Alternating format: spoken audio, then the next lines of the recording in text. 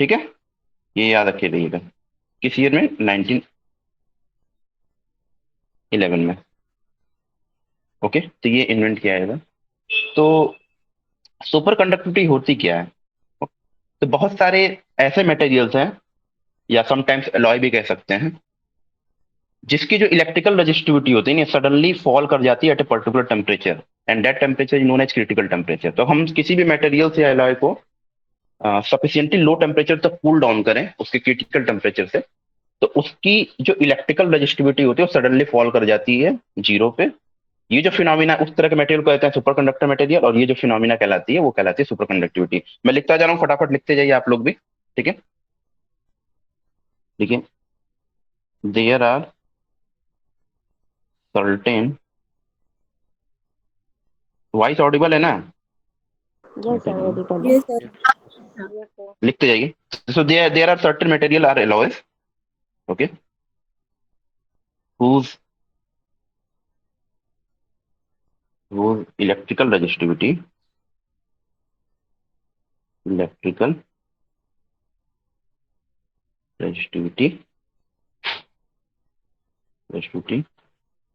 drops suddenly to zero when the material, sometime material को specimen भी बोल दिया जाता है, तो इससे कंफ्यूज होने की जरूरत नहीं है। when the material are specimen cool down at at sufficiently low temperature temperature at sufficiently low temperature there are certain material, कुछ बहुत सारे ऐसे मटेरियल्स हैं या अलॉय भी, थोड़ा एग्जांपल में बताऊंगा अभी, जिसकी इलेक्ट्रिकल रजिस्टिविटी सडनली फॉल कर जाती है जीरो पे जब हम इसको कूल करते हैं at particular temperature. Okay, that particular temperature I will tell you, that is called critical temperature. इसके बाद क्या लिखेंगे आप? This phenomena this phenomena is known as, या इज कॉल्ड, सर जो भी कूल लिखूंगा, down at. Cool down at sufficiently sufficiently. low temperature, cool down at sufficiently low temperature. Okay, so this phenomena is known as super conductivity। इसको basically बहुत deep पे नहीं देखेंगे और बहुत ऊपर ऊपर भी नहीं देखेंगे, जितने क्वेश्चन ऐसे देखेंगे जितने क्वेश्चन आते हैं, और वो सारी चीजें हम लोग देखेंगे। ओके, ये हो गया। तो एक ग्राफ में आप लोगों को दिखाता हूँ कि जहां से पूछे जाएंगे। ग्राफ कैसे बनाएंगे, ये देखिए, ये इंपॉर्टेंट है, बीएचयू में आजकल मैचिंग वाले क्वेश्चन आ रहे हैं, तो हम लोग इसको भी थोड़ा फोकस करेंगे सारी चीजें। तो इसको जरूर याद रखिए, कैमलिंग ओन्स ने 1911 में इसको देखा था। ओके, सबसे पहले इसको देखा गया था मरकरी में, ये भी याद रखे रहिएगा। इन्होंने जो देखा था वो किसमें देखा था? मरकरी में देखा था। तो इन्होंने क्या पाया था कि जब भी हम आर वर्सेस टी अगर हम प्लॉट करें, तो आपको पता है नॉर्मल मेटल के लिए कैसा आता है ग्राफ? ऐसा आता है। अगर कोई नॉर्मल मेटल हो उसके लिए, अब हमें यहाँ पे एक कोई ये बता दे, क्यों नहीं ये जीरो से पास हुआ है ओरिजिन से? एनीवन? हर वक्त तो कुछ ना कुछ रेजिस्टिविटी रहेगा ना। क्यों रहेगा वो रजिस्टिविटी? मतलब क्योंकि उसमें तो कोई बैंड गैप नहीं है ना। मतलब मॉलिक्यूल तो मूव करते रहेगा हर वक्त। ओके, और कोई? मटेरियल का खुद का भी तो रेजिस्टिविटी होता है ना। हम्म, और कोई? सर ऐसा कोई मटेरियल नहीं होता जिसकी रेजिस्टिविटी बिल्कुल जीरो हो। हर एक मटेरियल की क्लोज, कुछ ना कुछ रेजिस्टिविटी होती है। वही मैं बोल रहा हूँ कि जो मेटल्स होते हैं ना, अगर प्योर मेटल के फॉर्म में मिले ना तब तो जीरो हो सकता है, लेकिन कोई भी मेटल जो होता है वो प्योर नहीं होता, उसमें कुछ ना कुछ इम्प्योरिटीज होती हैं, और that impurity is the cause of this resistivity. Clear सबको? ये इंटरव्यू का क्वेश्चन है, भी मैं लिख के दे रहा हूँ, जब आप जाओगे ना ये जरूर पूछा जाता है कि प्लॉट कर दीजिए मेटल का और सुपर कंडक्टर का, और ये बताइए जो भी सेमीकंडक्टर का, और ये बताइए क्यों नहीं ये जीरो से स्टार्ट हुआ। तो आप ये बताएंगे कि कोई भी मेटल जो होता है वो प्योर फॉर्म में कभी भी नहीं मिलता है, कुछ ना कुछ उसके अंदर इम्प्योरिटीज होती हैं, और वो इम्प्योरिटी की वजह से ही ये जो रेजिस्टेंस होता है वो जीरो कभी नहीं होता। क्लियर है सबको? यस हमेशा यस याद रखे रहिएगा। अब देखिए इसी तरह से अगर सुपर कंडक्टर होता तो सफिशियंटली जैसे ऐसे ऐसे जाता, एक पर्टिकुलर टेम्परेचर पे क्या हो जाता, तुरंत फॉल हो जाता, और इसकी रेजिस्टेंस जो होता वो जीरो हो जाता। इस पर्टिकुलर टेम्परेचर पे जो होता है उसको हम क्या बोलते हैं, TC. That temperature is known as critical critical temperature. Temperature. सबसे पहले किसमें खोजा गया था, आपको मैंने पहले ही बता दिया, एचजी में। मरकरी। और हाँ, मरकरी में। और मरकरी का शायद जो टीसी था, अगर मैं गलत नहीं हूं तो वो शायद 4.15 केल्विन था।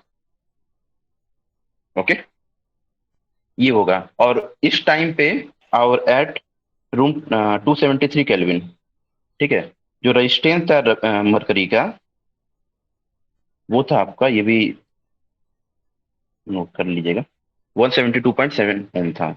ओके, क्लियर है? तो मतलब सुपर कंडक्टर में इम्प्योरिटी नहीं रहता उतना मेटल के जितना।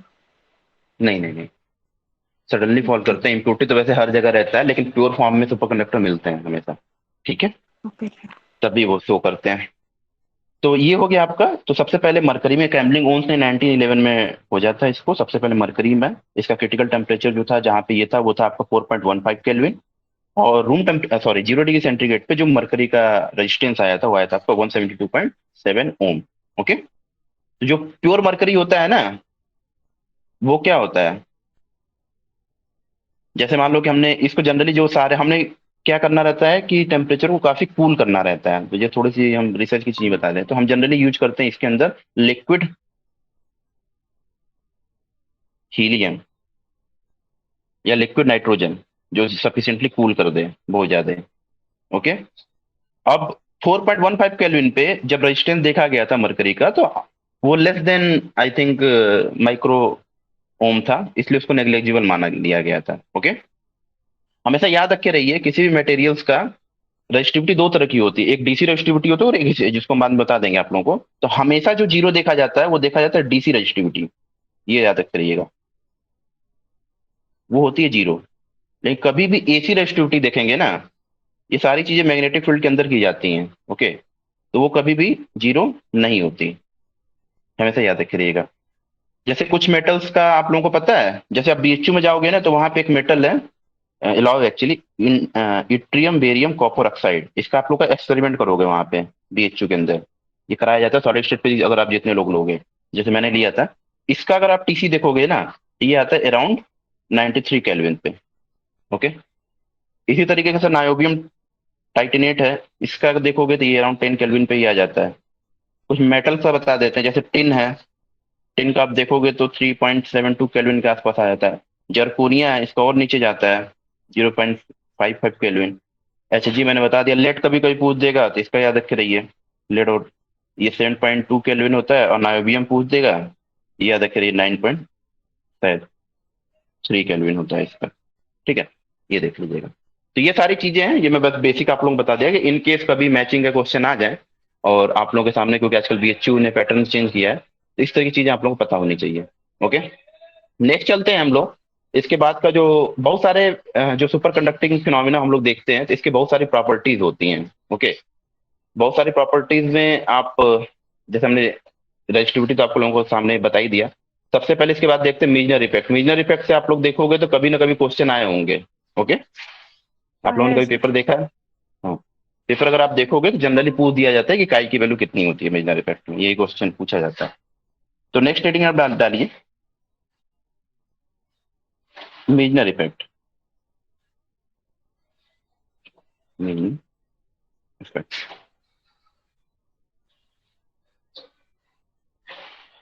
तो ये मैक्सिमम लोगों ने पढ़ा होगा। तो दो साइंटिस्ट एक्चुअली, लेकिन मिजनर ने ज्यादा काम किया था, तो इसलिए उनके नाम पे पढ़ाइए। एक्चुअली मिजनर थे और रोसेनफील्ड थे। ये इफेक्ट शायद 1933 में इन्वेंट किया गया था। ओके, इनके हिसाब से जब भी किसी सुपर कंडक्टर को किसी वीक मैग्नेटिक फील्ड के अंदर हम डालते हैं, तो ये किस तरीके से एक्ट करने लगता है, ये परफेक्ट डायमैग्नेट मैग्नेट की तरह एक्ट करने लगता है। मतलब जो मैग्नेटिक फील्ड लाइन है उसके अंदर से एक्सपेल्ड आउट हो जाती है। क्लियर है? इसका एक लाइन लिखिए।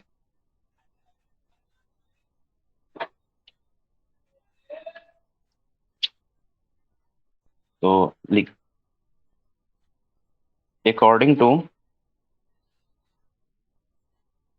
मेजनर इफेक्ट, हम एम डॉट लिख दे रहे हैं, आप लोग लिख लीजिएगा पूरा। इनके अकॉर्डिंग क्या था?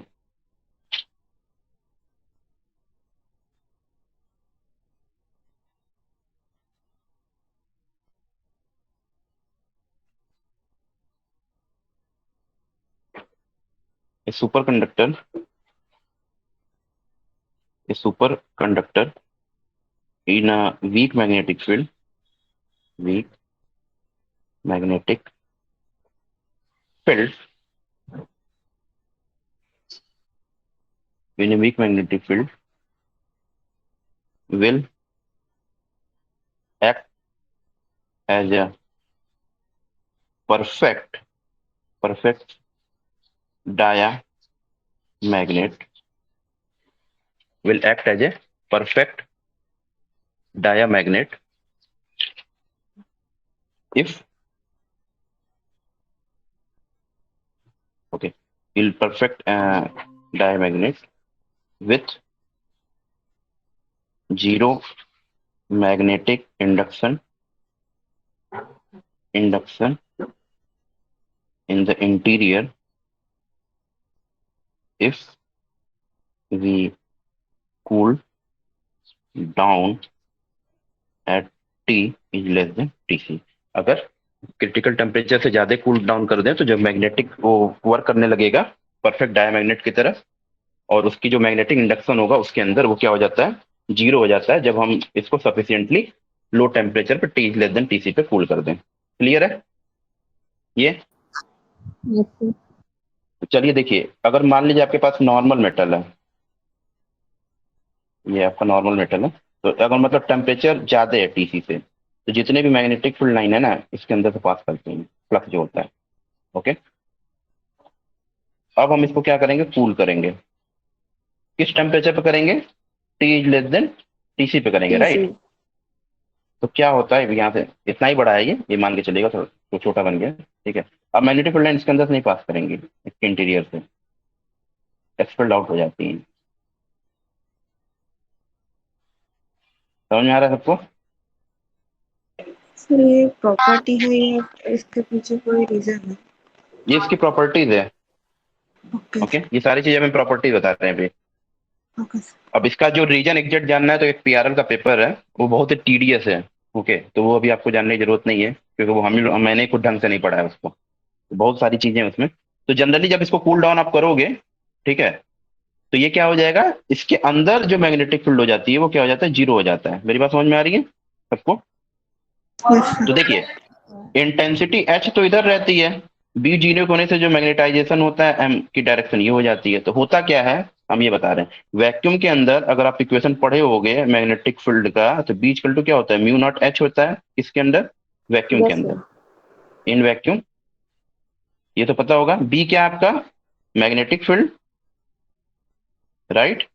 एच क्या है आपका, एनीवन? क्या है? Magnetic strength. Magnetic field intensity, yes ठीक है। सर।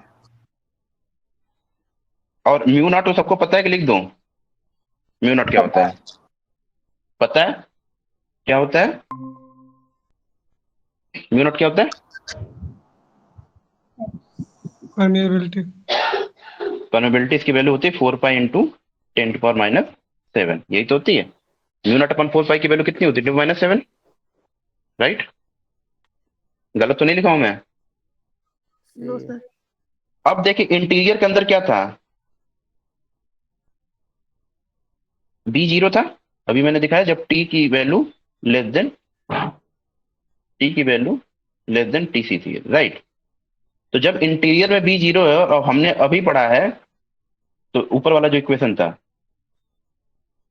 अब मान लीजिए ये तो वैक्यूम में था ना, अगर मीडियम के अंदर लाए हम, ये तो वैक्यूम में था, अगर मीडियम के अंदर लाए तो यही बी क्या हो जाता है, mu naught H plus M.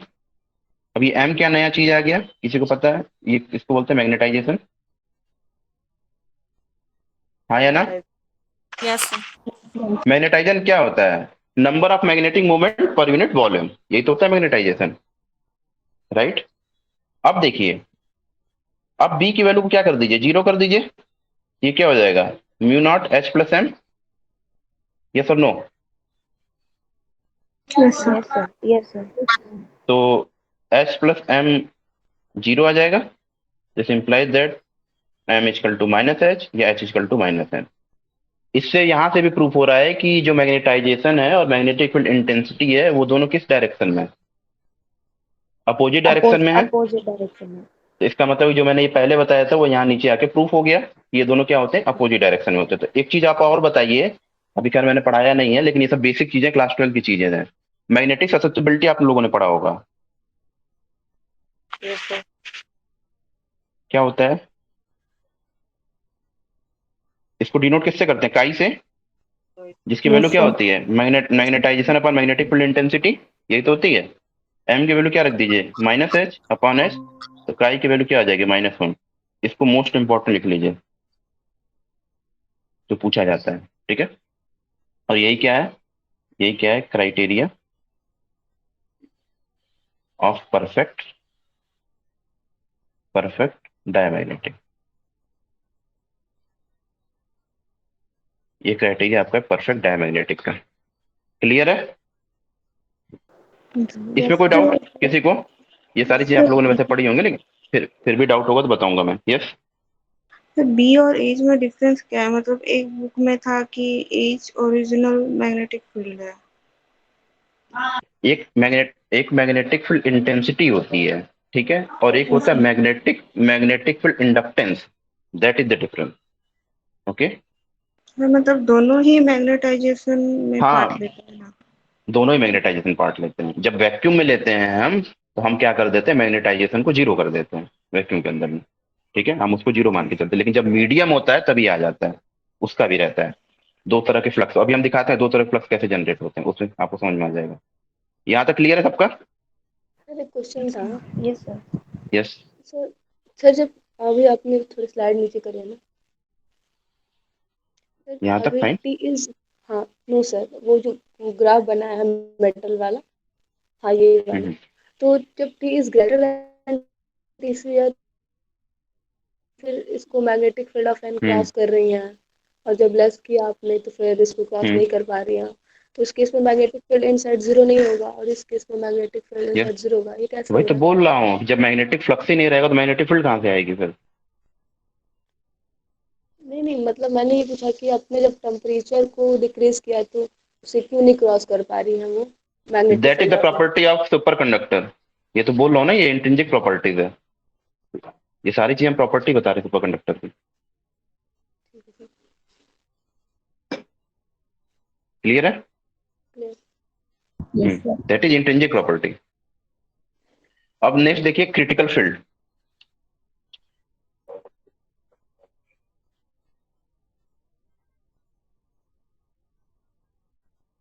Right is visible yes sir. Now, yes sir. Yes sir. Okay. अब नेक्स्ट स्टेटमेंट डालिए, critical field.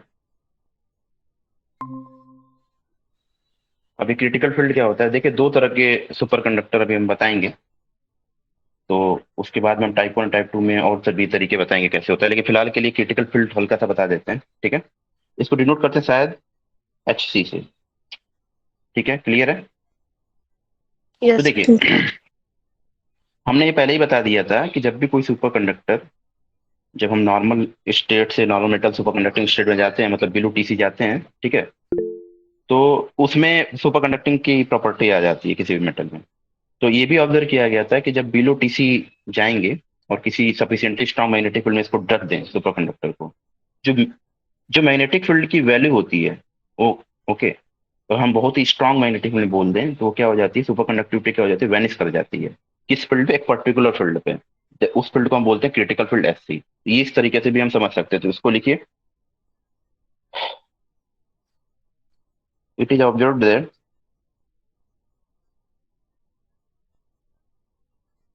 A super conductor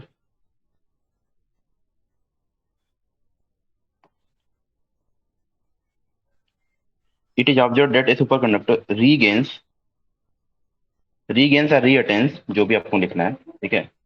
It is observed that a superconductor regains its normal state at below Tc, comma, if it is placed in a sufficiently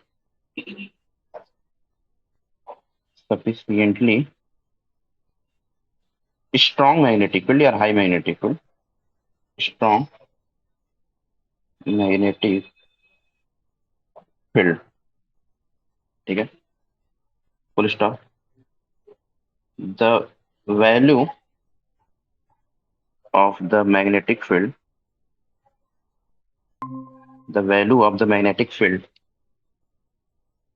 at which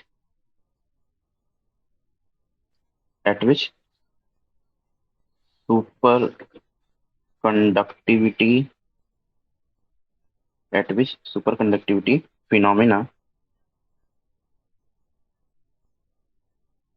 vanishes is known as critical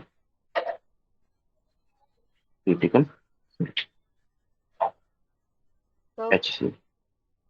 Yes. तो normal state मैं मतलब super conductivity Please नहीं repeat है. this. I didn't get it. yes. Okay, I am going to relate. It is observed that a superconductor regains its normal state at below Tc if it is placed in a sufficiently strong magnetic field.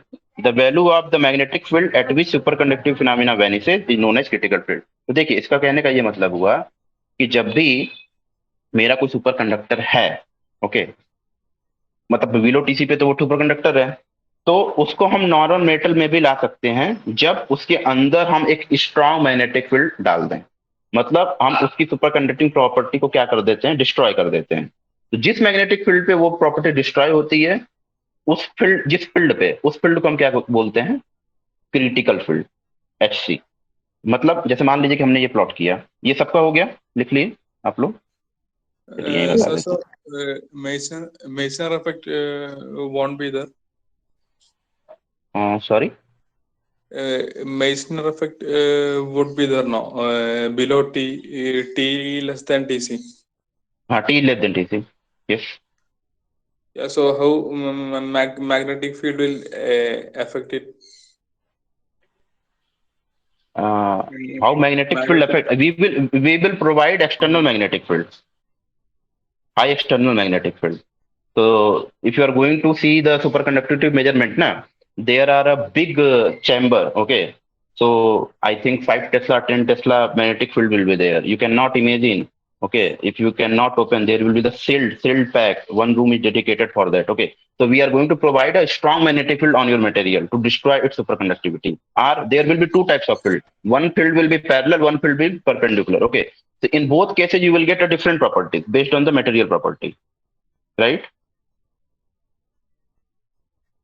Mean sir मतलब sir T is less than Tc पे भी magnetic field affect कर सकता है Yes, yes. अगर आप externally high, if you are going to provide externally high magnetic field, so there is one relation I will tell you. This HCT at a particular temperature will be equal to HC0, T is equal to 0, 1 minus T by Tc to the power 2. So what is this critical field at particular temperature? This T. Critical field at T is equal to 0 means 273 Kelvin. This is critical temperature, this is surrounding temperature. What is the surrounding temperature? Okay, so basically if you are going to plot this will come like this. Now I'm going to tell you. Suppose this is Tc, okay, and this is plot between particular temperature T in critical field, and this is norm, just T. Okay. Now I'm going to do one thing. At T is equal to 0, can you tell me what is the value of this SC? This one? How? Yes or no? At T is equal to 0. Then we can denote it SC naught, SC0, right? as T is equal to Tc, what is the value of Sc? 0. 0, Yes, right? sir. Means after this, what we are going to get? Normal state. After this, right? Now, if you are going to put, Normal sorry, state means metal state. normal state means rho is not equal to 0. Okay, sir. Normal. So if you are going to put, just put this thing. Sir, one question. Let's suppose this is temperature T1. So corresponding this magnetic field intensity will be H1, right? Suppose this temperature T2, corresponding magnetic field intensity will be H2. Let's so. Now you can compare here. If you are going to cool down, like if you're going to decrease the temperature, this magnetic field intensity is going to increase. Yes or no? Yes, sir. So if you want to achieve this, temperature should be 0, suppose, and if you want to achieve like this magnetic field, sorry, temperature should be 0. So if you are going to decrease this temperature around close to 0, that time means how much magnetic field intensity you need, less or more? More. You will get more, right? Yes, sir. So at T is equal to 0 Kelvin, Hc will be equal to Hc naught. Yes, this is clear? Yes, sir. So one question. Yes, yes. So, Mhm. so it seems the critical field is in contradiction with Meissner effect. Critical field is the sir ऐसा लग रहा है मतलब contradiction with में, हाँ contradiction contradiction करेगा ना, हाँ contradict करेगा ना वे. Critical field will contradict this Meissner effect after some time. क्योंकि there will be two critical field, Sc1 and Sc2. So in Sc1 critical field, it will perfectly follow Meissner effect. But in second type of superconductor, that is known as a hard superconductor, in this case, it will not follow completely to Meissner effect. That is the contradiction. Okay. Okay. Got There will be two types of field. That's why I'm going to tell you. There will be the two types of field. So at this, suppose one more thing. So uh, in superconductor, there will be one current, right? That current is known as critical current. So what is the critical current? So critical current is the maximum current that gets passed through superconductivity substance without destroying its superconducting property. Okay. So you can also write this super critical current. Just one line.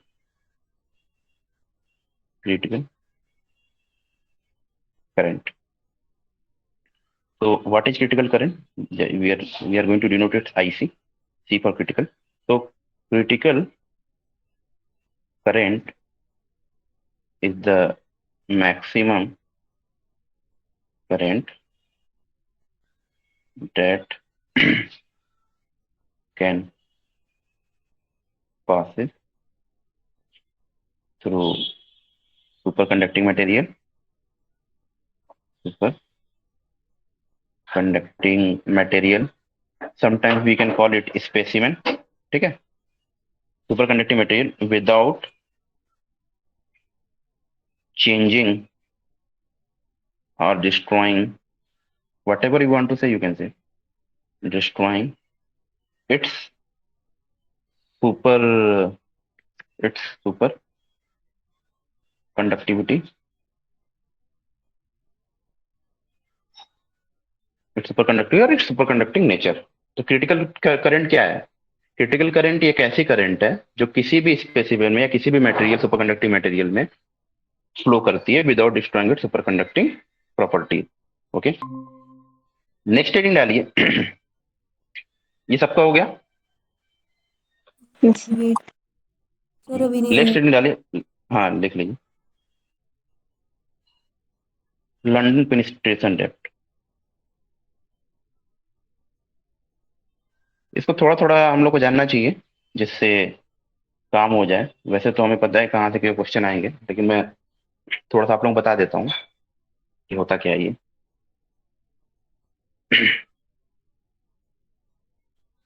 हो जाएगा तो बताइएगा, फिर मैं London penetration depth थोड़ा सा start करता हूँ। हाँ, वन मोर थिंग, इसके ऊपर एक फार्मूला था, इसको इंपॉर्टेंट लिख लीजिए। जो मैं बोल रहा हूँ उसको लिखते जाएंगे ना, तो आगे का इसको मोस्ट इंपॉर्टेंट लिख लेगा, C T equal to S C naught 1 minus T by T C का होल स्क्वायर।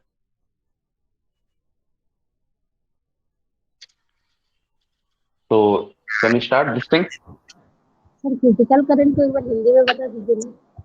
क्रिटिकल करंट देखिए, जैसे आपके पास कोई भी स्पेसिमेन है, सुपर कंडक्टिंग मटेरियल या सुपर कंडक्टिंग एलॉय जो भी है आपके पास, तो उसके अंदर फ्लो करने वाली वो मैक्सिमम करंट जो कि उसके सुपर कंडक्टिंग प्रॉपर्टीज को डिस्ट्रॉय नहीं करती हो। तो मतलब जब जब तक जिस इंस्टेंट तक वो सुपर कंडक्टिंग मटेरियल बना होगा, उस इंस्टेंट में जो भी करंट फ्लो हो रही है उसके अंदर में, ओके, वो करंट क्या कहलाती है? आपकी क्रिटिकल करंट कहलाती है। मतलब without destroying it superconducting property, whatever maximum current is flowing through superconductor is known as critical current. Okay, तो लंदन पेनिट्रेशन डेप्थ, इसको हम लोग कैसे समझेंगे? देखिए, जैसा नाम से ही पता आपको चल रहा होगा कि एक साइंटिस्ट थे जिनका नाम था लंदन। उन्होंने क्या बताया, तो इसको हम काफी अच्छे तरीके से शॉर्ट में आप लोगों को बताते हैं, जिससे काम आप लोगों का चल जाए। और यहाँ से बस एक रिलेशन आता है जिसपे क्वेश्चन आते हैं, हमें वो, मैं उस पर इंटरेस्टेड हूँ ज्यादा बताने के लिए। जैसे मान लीजिए कोई नॉर्मल अगर आपके पास मटेरियल होता,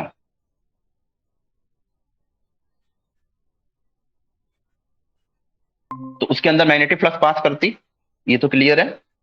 अगर हम टी इक्वल टू, तो इसके अंदर B is not equal to zero होता, बोलिए। Yes sir. अब देखिए, इसे हम थोड़ा सा चेंज कर देते हैं।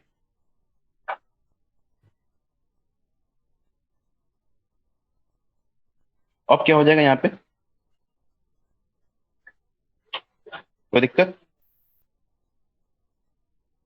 अब बी इक्वल टू जीरो हो जाएगा ना यहाँ पे। Yes sir. अब देखिए, अब इसको क्या कर दीजिए, तो लंदन, पहले इसको बनाने से पहले हम ये दिखा देते हैं थोड़ा सा। तो लंदन साहब ने ये बताया था कि जो मैग्नेटिक फील्ड होता है ना, किसी डिस्टेंस के साथ कैसे वेरी करता है, उसका एक रिलेशन इन्होंने बताया था। जैसे मान लीजिए एक्स डिस्टेंस पे जो मैग्नेटिक फील्ड होगा वो इनिशियल मैग्नेटिक फील्ड का exponential minus x by lambda होगा। इसको भी नोट करिएगा, इसको हम समझाते हैं इसका मतलब क्या है। तो जब इसको मान लीजिए इक्वेशन नंबर 1, तो डिस्टेंस का एक्स क्या है, पर्टिकुलर डिस्टेंस होगी, ओके। जब when x equal to zero, जब एक्स इक्वल टू जीरो होगा तो बी एक्स की वैल्यू कितनी हो जाएगी? Anyone? B naught. When x equal to lambda naught. Sir, lambda is in exponent of E, right? Yes, नहीं, lambda is the distance I'm particular, asking it's in the power of E, right? It is in the means Power. I mean our E means, raised to E raised to x by lambda, right? Okay okay, हाँ, like E equal to, okay, like like this, E equal Yeah. To minus x by lambda, yes yes, like this. So write like this. This will be equal to b naught exponential. This is this thing. ठीक है? Don't be confused. Now, if when x is equal to lambda naught, what will be the value of bx? P naught And exponential minus lambda naught by lambda. b what? You can say b minus x by lambda. Even you can see minus x by lambda naught. Let's suppose not at a particular temperature we can see the value of lambda is lambda. At t is equal to 0, value of lambda will be lambda naught. Let's suppose when x is equal to lambda naught, this bx will be b naught by e. Here we are going to treat lambda is equal to lambda naught. Now it's fine. वो अब तो lambda clear है not ना? By lambda होगा ना? Sorry, अगर देखिए क्या था, ये माइनस एक्स बाई लैम्डा था ना, तो एक्स को अगर हम लैम्डा नॉट लिख लें और लैम्डा को भी लैम्डा नॉट ट्रीट कर लें थोड़ी देर के लिए, तो ये एक्सपोनेंशियल -1 आ जाएगा, right? Yes sir, yes sir. तो फिर ये नीचे आ जाएगा, तो वही थोड़ी देर के लिए हम मान लेते हैं, ओके, डिफाइन करने के लिए। तो होता क्या है, देखिए, थर्ड केस में आइए, इसको प्लॉट करते हैं।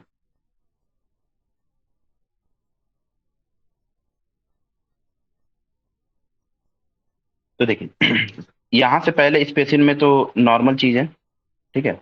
जैसे इसके अंदर हम पुल करने जाते हैं तो इनके हिसाब से, लंदन साहब के हिसाब से, जो मैग्नेटिक, जैसे किस डिस्टेंस पे जब मैग्नेटिक फील्ड अपनी मैक्सिमम वैल्यू का 1/e टाइम डीके कर जाए, उसको हम बोलते हैं लंदन पेनिट्रेशन डेप्थ। तो जैसे मान लीजिए यहाँ पे ये इसकी मैक्सिमम वैल्यू है इस वाले लाइन पे, जब इसके अंदर हम पूल कर रहे हैं तो जब मैग्नेटिक फील्ड है, अभी तक तो हम आपको बता रहे थे ना कि पूरा कंप्लीटली जीरो हो जाता है, तो जो डिस्टेंस होता है जिसमें मैग्नेटिक फील्ड डीके कर जाता है 1/e times of its maximum value, तो यहाँ पे मैक्सिमम फील्ड वैल्यू आपकी मान लीजिए बी नॉट है, तो वहां से 1/e टाइम्स मान लीजिए ऐसे डीके कर रहा है।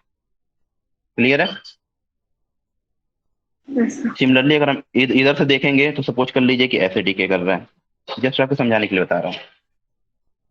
अब मान लीजिए लेंथ है 0 to a या 0 to l, फिलहाल के लिए इसके अंदर मैग्नेटिक फील्ड जीरो था जो हम ऊपर से पढ़ते आ रहे हैं। तो इन्होंने ये बताया था लंदन साहब ने कि जब ऐसे डिस्टेंस पे जहां पे मैग्नेटिक फील्ड की जो वैल्यू है मैक्सिमम वैल्यू की 1/e टाइम्स हो जाए, उस डिस्टेंस को हम बोलते हैं लंदन पेनिट्रेशन डेप्थ। एक लाइन लिखिए यहीं पे, the distance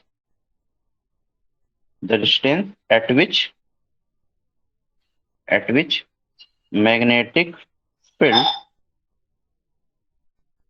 decay 1/e times of its maximum value is known as London penetration depth, is known as London penetration depth। तो जिस डिस्टेंस पे maximum magnetic field 1/e times decay कर जाए, उसको हम क्या बोलते हैं? लंदन पेनिट्रेशन डेप्थ बोलते हैं। अब हम यहाँ पे एक चीज पूछे, तो जैसे मान लीजिए कि मैक्सिमम फील्ड बी नॉट थी, सपोज करिए, अगर हम इसको प्लॉट, ये हो गया सबका, अभी प्लॉट करके दिखा देते हैं। यस सर हो गया। देखिए मैक्सिमम फील्ड बी नॉट थी, तो शुरू में जब फील्ड रही होगी कहीं बी नॉट यहाँ रही होगी, जी जीरो कर लीजिए। अगर हम इसमें आपको मैग्नेटिक फील्ड वर्सेस मान लीजिए लैम्डा प्लॉट करते हैं, अब यहां से क्या करेगी? वो डिके करेगी, ऐसे डिके करेगी ना, बोलिए। करेगी सर। तो सपोज कर लीजिए टी इक्वल टू, इस पर्टिकुलर टेम्परेचर पे मान लीजिए टी इक्वल टू, एक रिलेशन में निकालने से लिख दे रहे हैं, टी इक्वल टू 0 केल्विन था, लेट इसके करस्पॉन्डिंग ये मैग्नेटिक फील्ड यहाँ पे आएगी, हाँ या ना? आएगी। ये मैग्नेटिक फील्ड कितनी हो जाएगी डेफिनेशन के हिसाब से? सर वो जो टी मैंने को अभी, जीरो पे वहां पर कैसे कट कर रहा है वो तो पता नहीं। अरे ऐसे जाएगा, रुको, कट नहीं कर रहा है, थोड़ा सा ऐसे बना लीजिए, ऐसे, ठीक है, ऐसे डिकेइंग होता है ना। नहीं सर, वो मैग्नेटिक फील्ड का वैल्यू टी इक्वल्स टू 0 पे वो फॉर्मूला से आ रहा है ना। हाँ हाँ वही तो कह रहे हैं, तो इस पॉइंट पे हमने एक जस्ट एक परपेंडिकुलर ड्रॉ कर दिया यहाँ से, ऐसे, ठीक है। तो इस टाइम पे मैग्नेटिक फील्ड अगर हम बोल दें कि ये जो डिस्टेंस है मान लीजिए आपकी लैम्डा नॉट है, तो ये मैग्नेटिक फील्ड इस पॉइंट पे कितनी हो जाएगी अभी डिफिनेशन के हिसाब से? अपने मैक्सिमम 1/e टाइम्स हो जाएगी, यस तो ये कितनी हो जाएगी? B0/e लिख सकते हैं यहाँ पे। अरे आपको सो तो नहीं गए? सर। Yes sir. देखिए डिफिनीशन क्या कहता है, हाँ हाँ, Sunanda Mukherjee present. Yes sir. Contribution सबका, हाँ कंट्रीब्यूशन सबका होना चाहिए ना, नहीं समझ में आ रहा आप लोग, अगर हमें आप बताओगे नहीं तो हम कैसे समझेंगे? Simran Tiwari there? Yes sir. No, okay. और Nishan Patel is there? Yes, sir. Niharika Bharati? Yes. Niranjan is there? Yes sir. Yes sir, yes sir. Okay okay okay okay. तो हम ये कह रहे थे कि अगर नहीं समझ में आ रहा है तो आप हमें बताइए, तो उस हिसाब से हम देखेंगे क्या दिक्कत है। तो ये क्या हो जाएगा मैक्सिमम, जब हम लैम्डा नॉट यहाँ पे ले लिए, तो मैक्सिमम फील्ड का मैंने क्या बोला है कि एक ऐसा डिस्टेंस जहां पे मैग्नेटिक फील्ड अपने मैक्सिमम का 1/e टाइम्स हो जाए, वो क्या डिस्टेंस क्या कहलाया जाता है? London penetration depth. अब हम वो चीज लिखने जा रहे हैं जहां से क्वेश्चन आते हैं और जहां से 100% क्वेश्चन आएंगे, वो यहाँ पे लिख लीजिए मोस्ट इंपॉर्टेंट में डाल के। टेम्परेचर के साथ लैम्डा कैसे वेरी करता है? तो टेम्परेचर के साथ लैम्डा आप कहीं देखे भी होंगे क्वेश्चन में भी, इस टाइप के क्वेश्चन आप कहीं ना कहीं देखे होंगे किसी एंट्रेंस में। वो वेरी करता है lambda T equal to lambda naught upon under root 1 - T by T C to power 4। अभी हम क्वेश्चन कराएंगे इसमें, जब फिनिश होगा तो हम सुपर कंडक्टिविटी क्वेश्चन कराएंगे अभी आप लोगों को। ओके, ये किसी ने देखा है कहीं? Yes sir. अच्छा, इसको इसको लिखिए मोस्ट इंपॉर्टेंट, इसको लिख लीजिए मोस्ट इंपॉर्टेंट। आज तो जनरली वैसे मतलब पूछेगा नहीं जनरली। हाँ यस, बाबा कुछ पूछ रहे थे आप? ई इक्वल्स टू 0 पे ही सिर्फ पेनिट्रेशन डेप्थ शो होगा। नहीं, ये जस्ट मैंने कह दिया किसी भी टेम्परेचर पे हो सकता है। ओके। आप कुछ भी ले लीजिए, 10 ले लें, 10 केल्विन ले लीजिए, और बताइए। तो जस्ट मैंने लेट कर दिया ना, कुछ भी मान लीजिए। जनरली जो वैसे पूछता नहीं, लैम्डा नॉट जो डिफाइन होता है वो भी मैं कह दूं एग्जैक्ट। अगर केवल लैम्डा, और ये देखिए लैम्डा नॉट को आप एक्सपेरिमेंटली कैलकुलेट कर सकते हो, हमेशा याद रखे रहिए। ये आप थ्योरेटिकली प्रेडिक्ट नहीं कर सकते। तो इसकी वैल्यू जो होती है मैं बता देता हूँ। वैसे पूछेगा नहीं कहीं पे भी, ये सब क्वेश्चन नेट पे नहीं आते हैं। ये होता है M E upon mu naught. Sir यहाँ लेमडा क्या है बताइए तो सर ये। लैम्डा पेनिट्रेशन डेप्थ है आपका एक particular temperature T. Lambda naught क्या है? Penetration depth at particular temperature T equal to 0 kelvin. बराबर 0 पे। यस। यस। और ये हम बार बोल रहे हैं कि लैम्डा नॉट को आप डायरेक्ट इस फॉर्मूला से एक्सपेरिमेंटली कैलकुलेट भी कर सकते हो। वैसे पूछेगा नहीं, लेकिन फिर भी आप लोगों को जानना चाहिए। एम ई क्या है यहाँ पे? मास ऑफ इलेक्ट्रॉन है। एन एस क्या है? इलेक्ट्रॉन का कंसंट्रेशन है, कितना होगा। ई क्या है आपका? इलेक्ट्रॉनिक चार्ज है। कुछ कुछ ना आप लोग हमेशा याद रखे रहा करिए, कुछ कुछ वैल्यू। कभी कभी क्या होता है ना, एंट्रेंस में देता ही नहीं है, तो कभी कभी कुछ क्वेश्चन इसलिए छूट जाते हैं कि हमें एग्जैक्ट वैल्यू नहीं पता होती। जैसे बोर मैग्नेटॉन की मैं वैल्यू पूछूं, कुछ को याद है यहाँ पे? सर पढ़ा चुके। 9.278 10 to the power -24 unit Loss 24 unit ampere meter square. ampere per Tesla. Meter square नहीं होगा, टेस्ला होगा। ठीक है, तो इसलिए मैं बोल रहा हूँ कि ये सारी चीजें लंका सर आई थिंक पढ़ा चुके होंगे, अब पूछे भी होंगे, हो सकता है जनरली लोग पूछते हैं जब पढ़ाते हैं तो ये सारी चीजें आप लोग को याद होनी चाहिए। अब यहीं पे अगर हम इसकी बात कर लें, जैसे हमारी लैम्डा वर्सेस टी प्लॉट कर दें, पूछेगा तो नहीं, नहीं जान लीजिए। देखिए जितना मैं सॉलिड में पढ़ा रहा हूँ ना, आप लोग जब एमएससी जाओ कुछ पढ़ने की जरूरत है नहीं। कम्पिटेटिव एग्जाम के लिए कुछ एक्स्ट्रा, बहुत ज्यादा एक्स्ट्रा पढ़ने की जरूरत है नहीं। इतने से ही घूम फिर के कहीं ना कहीं से क्वेश्चन आएंगे। इवन एमएससी में बोल रहा हूँ, जैसे गेट और उसका भी पेपर दोगे आप लोग, तो बहुत ज्यादा एक्स्ट्रा पढ़ने की आपको जरूरत नहीं पड़ने वाली है। ओके, तो ये वैरी करता है कुछ इस तरीके से। ओके, अगर मान लीजिए हम यहीं पे पूछ दें आप लोगों से, अगर हम T equal to T C कर दें, तो लैम्डा नॉट की वैल्यू कितनी हो जाएगी? लैम्डा की value Infinite, sir. Not at T equal to T C, lambda is going to tending to infinite, right. तो अगर हम Yes, sir. यहाँ पे टेम्परेचर टी सी ले लें, तो लैम्डा इनफाइनाइट की तरफ टेंड करेगा, कोई दिक्कत? Yes, sir. ठीक है ना, ये नोट कर लीजिए। आइसोटोपिक मास का एक इक्वेशन आता है, आई होप कि आप लोगों को पता होगा। वहां से एक क्वेश्चन मैंने देखा था। अब किस में देखा था? किसी इंस्टेंस में जब मैं सोल्यूशन दे रहा था, तो उस टाइम में आइसोटोपिक मास के कोई क्वेश्चन आए हुए थे। ये सबका हो गया। Yes, sir. तो देखिए आइसोटोपिक मास एक एक लिख लीजिए थोड़ा सा, क्योंकि यहाँ से क्वेश्चन आएंगे। क्वेश्चन मैं कराऊंगा अभी, घबराने की जरूरत नहीं है। ये तो सडनली अलंकार सर की तबीयत खराब हो गई तो मैं क्लास ले रहा हूँ, बाकी क्वेश्चन मैं कराऊंगा। तो देखिए जो भी क्रिटिकल टेम्परेचर होता है ना किसी भी सुपर कंडक्टिंग मटेरियल का, किसी भी सुपर कंडक्टिंग स्पेसिमेन का, सब्सटेंस का, जो भी आप लोग कह लिए, वो उस आइसोटोपिक मास पर डिपेंड करता है। फॉर एग्जाम्पल जो क्रिटिकल टेम्परेचर है टीसी, अच्छा एक लाइन लिख लीजिए, एक लाइन लिखिए। Critical temperature of any critical temperature of any superconducting substance, critical temperature of any superconducting material लिख लीजिए। material is depend on isotopic mass. इसका बस एक रिलेशन है जहां से क्वेश्चन आए हुए हैं। तो देखिए जो सुपर कंडक्टिंग क्रिटिकल टेम्परेचर है मेरे पास, क्या है वो? टीसी है। इस टीसी पे क्या हो जाता है? एनीवन अभी बताएं पूरा क्लास। इस टीसी पे इनफाइनाइट। क्या होता है? इनफाइनाइट होता है लैम्डा। और इस इनफाइनाइट। टीसी पे इस टीसी, हाँ वेरी गुड। और एक मिनट, एक किसी पर्टिकुलर से पूछ रहे हैं, थोड़ा सा क्लास को एंटरटेनिंग बनाते हैं। अभी देखें कोई Naveen Prasad is there? Yes sir. Yes. अब बताइए अगर हम टी को लेस देन टीसी कर दें तो नॉर्मल मेटल किस में चेंज हो जाएगा? Diamagnetic. Normal metal super conducting material में चेंज हो जाएगा, ये प्रॉपर्टी है, right? Yes sir, yes sir. Yes sir.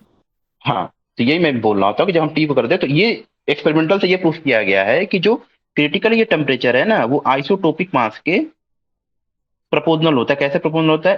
देखो ये प्रपोजनलिटी है, और ये जो है 1/m के पावर ये अल्फा है। इसको थोड़ा बड़ा बना देता हूँ, कंफ्यूज मत होइएगा, ठीक है? ये प्रपोजनलिटी है और ये अल्फा है। तो अगर हम इसको क्रॉस प्रोडक्ट करें तो हम इसको ये लिख सकते हैं, M alpha into T C is equal to constant. हाँ या ना? Yes sir. Yes sir. अब देखिए यहीं पे, यहाँ पे एम क्या है मेरा? एम मास। आइसोटोपिक मास है। Yes sir. क्वेश्चन क्या पूछे जाते हैं वो मैं दिखा रहा हूँ आप लोगों को। पहले इसमें थोड़ा प्रूफ कर लूं। अब इस अल्फा में क्या है कि अल्फा जो होगा वो अलग अलग मटेरियल के लिए लोग सोच रहे थे अलग अलग होगा, तो इन्होंने क्या किया, अलग अलग मटेरियल के लिए, जैसे मान लीजिए कि दो दो का मैं बताता हूँ, बाकी बहुत सारी चीजें। तो अल्फा क्या होगा? Alpha will very with different substance या डिफरेंट मटेरियल, राइट? ये यस वेरी सर। करना चाहिए। सर ये अल्फा है हाँ वही क्या? बात, अल्फा एक कांस्टेंट है, ओके, जो डिपेंड करता है किस तरीके से आइसोटोपिक मास पे। तो उन्होंने क्या किया था, इस कांस्टेंट की एक्सपेरिमेंटल वैल्यू निकाली अलग मटेरियल के लिए। जैसे दो मटेरियल का निकाली, तो पहला उन्होंने पहला जो हम लोग का था एच जी, उसके लिए इन्होंने पाया कि जो अल्फा की वैल्यू थी वो आपके पास थी 0.5 प्लस माइनस, जो इसमें करेक्शन आया था 0.03 का। उसके बाद इन्होंने लेट के लिए किया, लेट के लिए उन्होंने पाया अल्फा की वैल्यू 0.5, सॉरी 0.49 प्लस माइनस 0.02। इन्होंने शायद नायोबियम के लिए भी किया, नायोबियम के लिए इन्होंने पाया 0.4, सॉरी 0.48 समथिंग था, या 0.51 था, ऐसा कुछ था। इन्होंने 0.489 था क्या, ये 0.49 के पास ही था कुछ ऐसा, 0.01 कुछ ऐसा इन्होंने पाया, या 0.5 का था। तो यहाँ से एक चीज आप लोग देखिए, सारा टर्म जो है ना, यहाँ से ध्यान देंगे तो 0.5 के आसपास आ रहा है। अगर ये लिस्ट कौन को थोड़ा सा हटा दें हम, सबको दिख रहा है? Yes yes sir. Sir. Yes sir. Sir ये तो वैल्यू मतलब क्या अल्फा की फिक्स्ड है? वैल्यू, सॉरी कोई कुछ सर पूछ रहा है? सर ये वैल्यू फिक्स्ड है क्या? ये वैल्यू एक्सपेरिमेंटल फिक्स्ड है, मतलब एक्सपेरिमेंटल इन्होंने कैलकुलेट की हुई है। उस एक्सपेरिमेंट में हम नहीं जाना चाहते, ना हम लोग का वो मेन है, ये रिसर्च की बातें हैं, ओके? ओके तो ओके ये सर। अल्फा के हम ये बस आप लोगों को दिखाने जाते हैं। अगर डिफरेंट डिफरेंट मटेरियल के अगर आप देखो तो ज्यादा से ज्यादा लिस्ट काउंट 0.02, 0.01, 0.03 आ रहा है। सब लाई कर रहा है कहाँ के आसपास? 0.5 के आसपास लाई कर रहा है अल्फा यस सर। अप्रोक्सीमेटली। इसका यस मतलब सर। हम अल्फा को 0.5 ले सकते हैं, यस सर, लिख ओके? सकते हैं। तो लिखिए इसको, इक्वेशन नंबर 1 मान लीजिए, ऊपर वाले को लिखिए, तो नाउ फ्रॉम इक्वेशन डिफरेंट के 1। बाद क्या लिखा है? सर ये अल्फा सॉरी, किससे वैरी करेगा? डिफरेंट? सब्सटेंस, मटेरियल, सब्सटेंस होगा, मटेरियल होगा, मटेरियल लिख लीजिए आप, स्पेसिमेन लिख लीजिए, कोई दिक्कत नहीं। टेम्परेचर के तो साथ लेकिन वेरी नहीं करेगा क्या? नहीं, कुछ नहीं करेगा। वो हम बता रहे हैं क्रिटिकल टेम्परेचर के साथ वेरी करेगा जब हम इसकी वैल्यू लेंगे। डेफिनेटली अल्फा वेरी नहीं करेगा आपका, ये आइसोटोपिक मास वेरी करेगा, ओके? जैसे देखिए ये फ्रॉम 1, फ्रॉम इक्वेशन 1, वो भी बता देते हैं, ये अच्छा क्वेश्चन था। देखिए तो यहाँ तक पहला क्या था आपका, एम एम था ना कुछ, तो एम के power 1/2 into T C is equal to constant, ये तो था, बोलिए। Yes sir. तो इसको, इसका मतलब सर इसमें TC is TC proportional to, क्या विषय? सर टीसी होगा या टी TC तो सर कांस्टेंट है ना यहाँ पे। टीसी क्रिटिकल टेम्परेचर है ना अभिषेक। तो सर वो तो कांस्टेंट है, वो किसी के प्रोपोर्शनल कैसे हो सकता है? वहाँ तो टेम्परेचर ना होगा टीसी की जगह शायद में भी। हाँ हाँ वही बता रहा हूँ, वही बता रहा हूँ, अलग अलग मटेरियल के लिए मास अलग अलग होगा, हाँ या ना। सर तो जब Yes, sir.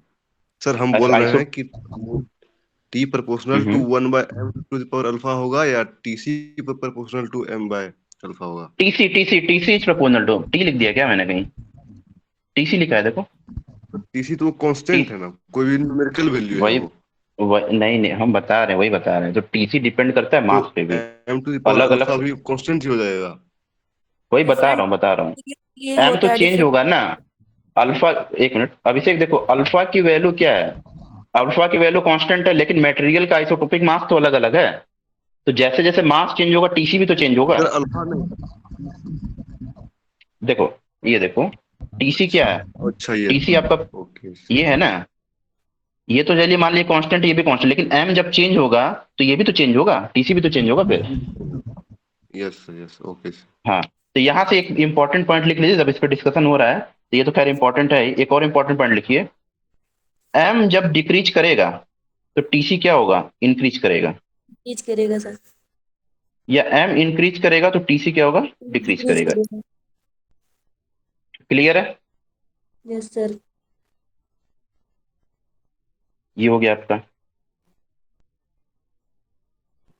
अब इस पे इतना एक डिस्कशन हुआ है, तो एक थोड़ा सा, कितना टाइम हुआ है अभी, 10 ही बज रहा है ना, ठीक है, एक थोड़ा सा और आपको इसमें आगे ले चलते हैं। यस, सर आपने बताया कि एम जैसे इंक्रीज करेगा तो टीसी डिक्रीज होगा।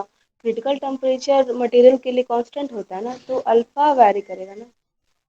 Alpha will be constant, material का आइसोटोपिक मास टीसी पे डिपेंड करता है, जब मास को आप चेंज करोगे तो टीसी भी उसके अकॉर्डिंग चेंज होगा। अल्फा एक्सपेरिमेंटली प्रूफ किया गया था, तो इसलिए आप टीसी जो का उठा के कोई देखो। प्रॉपर्टीज है क्या? सॉरी, नहीं मतलब मैं ये कह रही थी कि क्रिटिकल टेम्परेचर मतलब किसी मास के लिए कांस्टेंट होता है ना। क्रिटिकल टेम्परेचर किसी अगर किसी अगर मास के लिए, मटेरियल का पर्टिकुलर हमको सब्सटेंस के लिए उसका क्रिटिकल टेम्परेचर कांस्टेंट होगा ना। किसी पर्टिकुलर मटेरियल के मटेरियल लिए, का। हाँ। हाँ, मतलब ये इस पे भी डिपेंड करेगा कि कितना, नहीं पर्टिकुलर वैसे तो कांस्टेंट रहेगा, लेकिन ये इस पे भी डिपेंड करेगा कि किस मैग्नेटिक फील्ड में आप कितना मटेरियल रख रहे हो। अगर बहुत ही ज्यादा मटेरियल रखोगे तो उस हिसाब से इम्प्योरिटी लेवल भी ज्यादा चांस होते हैं होने के, उस हिसाब से क्रिटिकल टेम्परेचर आपका शिफ्ट होता जाता है। आप दो मैं एक्सपेरिमेंट कीजिए, आप दो एक्सपेरिमेंट कीजिए किसी भी, जैसे हम बता रहे हैं एटीएम बेरियम कॉपर ऑक्साइड का, किसी का 88 केल्विन आएगा, किसी का 90 आएगा, किसी का 93 आएगा। ओके, तो जितना ज्यादा आइसोटोपिक मास आप लोगे उतने ज्यादा इम्प्योरिटी के चांसेस भी आपके बढ़ेंगे सिस्टम के अंदर, हम ये आपसे कहना चाहते हैं। और डेफिनेटली, हाँ definitely TC will depends on mass, on that alpha. देखिए आप जो आप बोल रहे वो भी चीज है, अल्फा की वैल्यू जैसे मान लीजिए हम 0.5 तो हम रफली लेके चल रहे हैं, हो सकता है उस पर्टिकुलर मटेरियल के 0.48 आया हो, 0.49 आया हो, मेरी बात समझ रहे हो आप, उससे भी वो चेंज हो जाएगा। ये तो हम ऑन एवरेज लेके चल रहे हैं ना सारी चीजें, इसलिए ये चीजें हो रही हैं। और सिर्फ एक तो चीज जैसे मान और लीजिए, आपने बोले ये कि मैग्नेटिक फील्ड हम चेंज कर रहे हैं तो वैरी कर रहा है। मैग्नेटिक फील्ड का इसमें क्या रोल है? मैग्नेटिक फील्ड चेंज कर रहे हैं तो क्या कर रहे हैं? वैरी कर रहा है। नहीं नहीं, मैग्नेटिक फील्ड का तो रोल है ना, बिना सुपर कंडक्टिविटी में क्या होता है, जैसे मान लीजिए जब भी आप किसी सिस्टम में देखोगे, जब कूल करोगे तो उसके अंदर मैग्नेटिक फील्ड जीरो हो जाती है, सिंपल सी बात है। लेकिन जब और भी सारी चीजें हमें देखनी है, करंट को क्या चेंज हो रहा है और भी सारी चीजें देखनी है, तो हम एक्सटर्नल मैग्नेटिक फील्ड प्रोवाइड कराते हैं। वो डिपेंड करता है कि मेरा मटेरियल किस तरीके से रखा है, तो हम मैग्नेटिक फील्ड उस मटेरियल के पैरेलल भी कर सकते हैं और उसके परपेंडिकुलर भी कर सकते हैं, तो ट्रांसवर्स भी कर सकते हैं। ये सारी मैग्नेटिक फील्ड का जो, जैसे हम परपेंडिकुलर कर रहे हैं या पैरेलल कर रहे हैं, वो प्रॉपर्टीज क्या होगी, जैसे आप यही टीसी मेजर करो किसी पर्टिकुलर चीज में, या कोई भी एक प्रॉपर्टीज मेजर करो, फॉर एग्जाम्पल थर्मल प्रॉपर्टीज करो, एंट्रोपी करो, जो भी करना है करो। तो ये जो डिफरेंट डिफरेंट टाइप्स के मैग्नेटिक फील्ड है ना, जैसे पैरेलल करोगे तो कुछ और आएगा आपका, रोटेट करोगे तो कुछ और आएगा, तो ये इस पे भी डिपेंड करता है कि किस टाइप का मैग्नेटिक फील्ड आप दे रहे हो सिस्टम के अंदर। क्लियर है? यस। यस कैसे सर। पता चलेगा, एक मिनट, कैसे पता चलेगा टीसी क्या होगा for unknown substance? 2 to m and alpha पता होगा, टीसी भी पता लग जाएगा, अननोन सब्सटेंस होगा तो। ये देखो, ये भी एक एक्सपेरिमेंटल की बात है, मैं बता रहा हूँ, ये सारी चीजें एक्सपेरिमेंट करने से पता चलती है, ये थ्योरेटिकली नहीं प्रेडिक्ट हम कर सकते हैं। सर सब्सटेंस तो देना वो देगा ना, बिना सब्सटेंस दिए फिर हम कैसे बताएंगे? हाँ, तो सब्सटेंस तो मिलना चाहिए ना हमें। वो तो हम कह ही रहे हैं, बिना सब्सटेंस के आप कैसे बता देंगे? वो तो पूछ रहा है ना कि कोई अननोन सब्सटेंस है, उसका हम टीसी कैसे पता करेंगे, राइट? अब ऐसे तुम्हारा क्वेश्चन यही है ना, what is the properties of TC? TC is the critical temperature below this superconductive phenomena arises. Abhishek तुम्हारा क्वेश्चन वही है ना जो मैं समझाऊं? बोलिए, एम ऑडिबल? क्लियर हो गया? सर मास और आइसोट्रोपिक मास में क्या डिफरेंस है? मतलब आइसोट्रोपिक मास हम खुद की मतलब मर्जी से चूज कर सकते हैं क्या? बहुत अच्छा क्वेश्चन है, किसी को पता है? सर क्वेश्चन क्या था? क्वेश्चन इन्होंने पूछा है कि what is the difference between isotopic mass and mass? Sir जो एनीवन? क्रिटिकल टेम्परेचर पे डिपेंड करता है, उसके लिए हम जो बताते हैं वो आइसोट्रोपिक मास होता है, और जो मतलब ऐसे नॉर्मल मास होता है उसे मास कहते हैं। मतलब वेरी उसमें गुड। टेम्परेचर का कोई रोल नहीं होता। और कोई? काफी अच्छा, मतलब क्लोज जवाब है, ठीक भी है। और कोई बताएगा?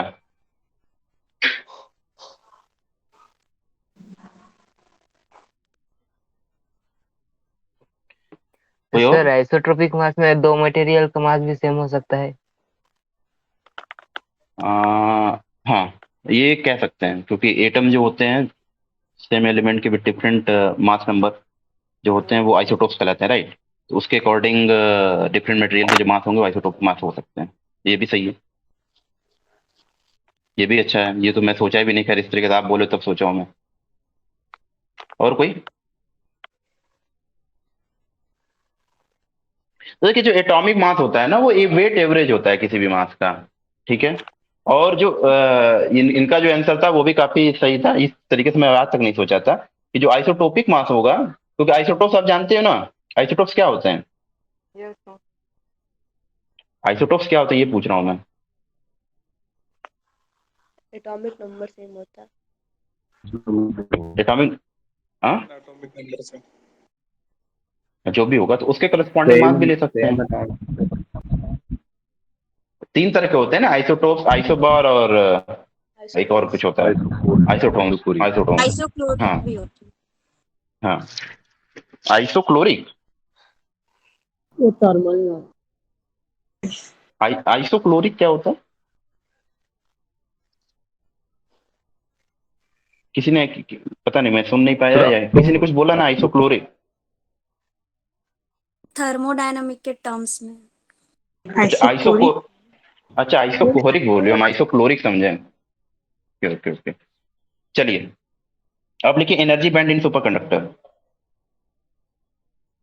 एनर्जी बैंड नहीं, हाँ, एनर्जी बैंड गैप लिखिएगा, band gap in super conductor,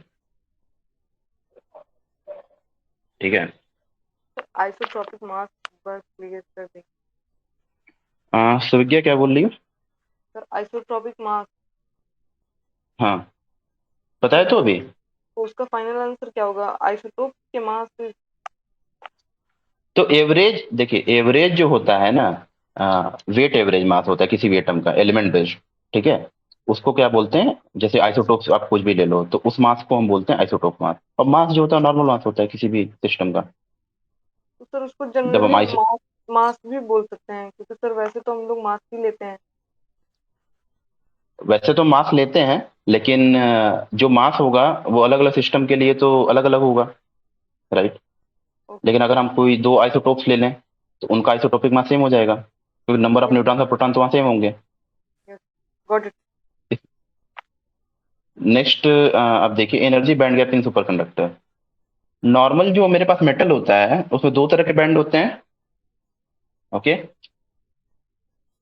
तो देखिए इसमें क्या होगा, जब हम टेम्परेचर को एट, देखिए हम एक चीज और बता रहे हैं यहाँ पे, हम थोड़ा सा बता के कूपर पेयर निकल जाएंगे, लेकिन लास्ट में हम डिटेल में बताएंगे बीसीएस थ्योरी में कूपर पेयर कैसे फॉर्म होते हैं, क्या होता है, ये सारी चीजें हम बताएंगे, तो यहाँ पे घबराने की जरूरत है नहीं, ठीक है? तो जब टेम्परेचर लेस देन टीसी होगा तो जो जैसे नॉर्मल मेटल में क्या होते हैं, फर्मी लेवल के नीचे सारे बैंड जो होते हैं फिल्ड होते हैं, कोई दिक्कत? No sir. No sir. तो कूपर पेयर कुछ होता नहीं है, डिटेल बता रहे हैं कि बीसीएस थ्योरी में बताएंगे। कूपर पेयर होता है bond state of two electron. तो होता क्या है, at T equal to TC पे इलेक्ट्रॉन जो होते हैं एबव ईएफ, ये एबव फर्मी लेवल। अभी हम बना के दिखा देते हैं, जैसे जैसे मान लीजिए, थोड़ा सा बना भी देते हैं, आप लोग समझते भी जाओ। जैसे मान लीजिए मेरा ईएफ है, इसके अंदर जितने भी स्टेट होंगे ये सारे के सारे फील्ड होते हैं, यस और नो? Yes sir. ये सारे फील्ड होंगे, लेकिन एबव ईएफ जो होगा उसमें क्या होगा वही मैं समझाने जा रहा हूँ। तो एबव ईएफ लिखिए, at T is less than TC electron above Fermi level makes makes Cooper pair. और कूपर पेयर जनरली बोसॉनिक प्रॉपर्टी रखता है, तो इसको आप बोसॉन भी लिख सकते हैं या बाद में लिख लीजिएगा। Cooper pair and fall fall below EF after after releasing some energy. तो ईएफ के ऊपर जो लेवल्स हैं, ठीक है, उसमें इलेक्ट्रॉन क्या करते हैं, कूपर पेयर फॉर्म करते हैं। और जब वो फॉर्म करते हैं तो कुछ एनर्जी को लॉस करते हुए ईएफ के नीचे वाले लेवल में चले जाते हैं। तो जो वो एनर्जी रिलीज रहती है, ठीक है, दिस एनर्जी रिलीज्ड, इस एनर्जी रिलीज को तुम बाइंडिंग एनर्जी भी लिख सकते हो, ठीक है। किसकी बाइंडिंग एनर्जी? और Cooper pair, Cooper pair So, जो जो एनर्जी copper रिलीज pair होती happens in every material or only in superconductors, right? Only only superconducting state, not in every material. Okay. तो दिस एनर्जी रिलीज, ये energy release हम बार बार बोला है कि binding energy of Cooper pair भी कहलाती है। तो this energy release is known as,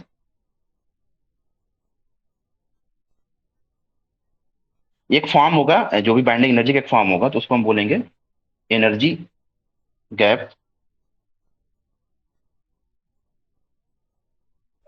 या बैंड गैप, जो भी बोल रहे हैं आप लोग, band gap in super conductor. इसको डिटेल में हम पढ़ाएंगे आपको अभी बीसीएस थ्योरी में। होता क्या ये समझ लीजिए, ठीक है। तो कूपर पेयर क्या होता है generally? Cooper pair is nothing but is the bond state of two electron. यहाँ पे एक और लाइन लिख लीजिए, कूपर।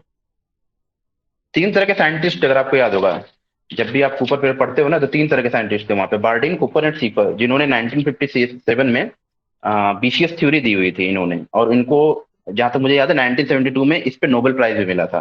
तो बीसीएस थ्योरी को मैं थोड़ा सा डिटेल में पढ़ा दूंगा आप लोगों को। और वैसे तो उसको क्वेश्चन आएंगे नहीं, लेकिन कूपर पेयर क्या होता है? ये कूपर पेयर कुछ नहीं होता है, ये bond state of two electron होते हैं, bound state of two electron. होता क्या, थोड़ा सा मैं बता देता हूँ। जैसे मान लीजिए कि किसी भी क्रिस्टल लैटिस में कोई एक इलेक्ट्रॉन आ रहा है, ठीक है। क्या किसी को कोई डाउट है अभी तक? ऊपर ऊपर दिख नहीं रहा है? Free at low no temperature. सर। Yes, so we can say. Yes. So one electron is going to move in crystal lattice, so it will distort the crystal lattice and crystal lattice will vibrate along its mean position. तो disturb कर देता है इस crystal lattice को, okay. जैसे मान लीजिए बहुत सारे हैं, एक इलेक्ट्रॉन गया है इसके अंदर से, ओके। अब यहाँ से क्या होता है, अट्रैक्शन फील करते हैं ये, डिटेल बताऊंगा मैं अभी थोड़ी देर बाद। तो ये क्या करता है, एक अट्रैक्शन पे करता है, लेकिन इसकी स्पीड इतनी ज्यादा होती है कि निकल जाता है। तो अभी क्या करते हैं, ये इसके अलावा मूव कर ही रहते हैं, तब तो इलेक्ट्रॉन क्या आ जाता है, निकल जाता है यहाँ से। तो जब जैसे ही दूसरा इलेक्ट्रॉन होता है, मतलब निकलने का मतलब वहीं पर रहता है। तो जब दूसरा इलेक्ट्रॉन आता है तो वो क्या होता है, तो अगर हम देखें इस तरीके से चीजों को, आइडियली क्या होता है, दो इलेक्ट्रॉन कभी भी सेम स्टेट में नहीं रह सकते, ये समझो। Yes sir. क्योंकि क्योंकि हो ही नहीं सकता, ये पॉसिबल ही नहीं है, क्योंकि इलेक्ट्रॉन क्या फर्मियानिक सिस्टम है। लेकिन जैसे ही जब दूसरा इलेक्ट्रॉन आता है ना, तो वो क्या करता है, एक अट्रैक्शन, वैसे होना चाहिए कूलम्बिक रिपल्सन, लेकिन उसके अपोज में एक अट्रैक्शन फील करता है। और वो इलेक्ट्रॉन क्या कर लेते हैं, एक पेयर के फॉर्म में आ जाते हैं, जिसको सबसे पहले कूपर इन लोगों ने देखा था, उसको नाम दे दिया था कूपर पेयर, ओके। इसको मैं बताता हूँ अभी थोड़ी देर में। तो आइडियली क्या होता है, ईएफ के नीचे जो होती है ये चीजें, ये देखिए, इसके नीचे जो सारे इलेक्ट्रॉन होते हैं, इसके नीचे वाला क्या होगा, ये फील्ड होंगे सारी चीजें, राइट। इसके नीचे, मेरी बात समझ में आ रही है ना? Yes sir. ये ईएफ है मेरा, इसके नीचे सब फील्ड होता है। मान लीजिए इसके ऊपर कोई दो इलेक्ट्रॉन थे,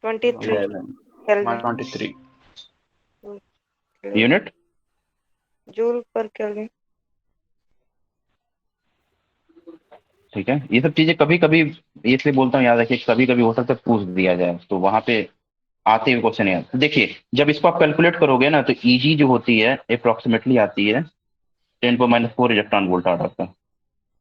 ये इंपॉर्टेंट लिख लीजिए, ये इंपॉर्टेंट लिख लीजिए। ईजी जो आता है आपका 10⁻⁴ इलेक्ट्रॉन वोल्ट के आर्डर का आता है।